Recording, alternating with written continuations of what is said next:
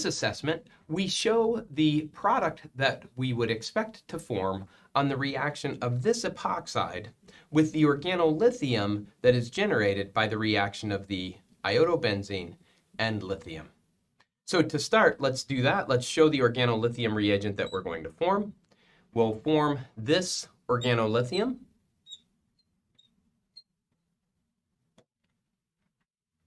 Recall that organolithiums can be thought of as having a negative charge on carbon and a positive charge on lithium, but we'll actually use it in its covalent form here.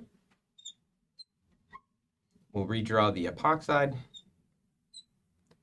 We can show the electrons in this carbon-lithium bond attacking the least substituted carbon of the epoxide. Strong nucleophiles will react at the least substituted carbon of the epoxide.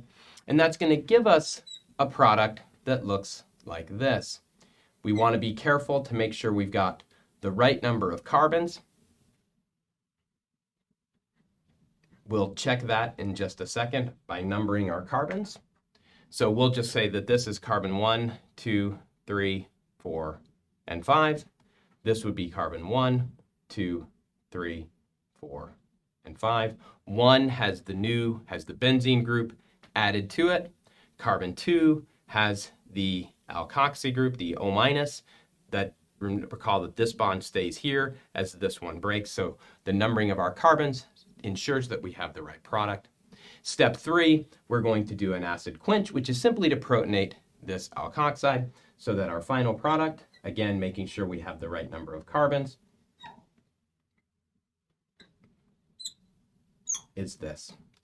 Again, we'll put those numbers down. We'd hate to miss a problem like this because we understand the concept, but we accidentally leave out carbon. So always number the carbons, especially with epoxides. That mistake of adding or dropping a carbon tends to happen most often with epoxide reactions. This is the product of this 3-step sequence.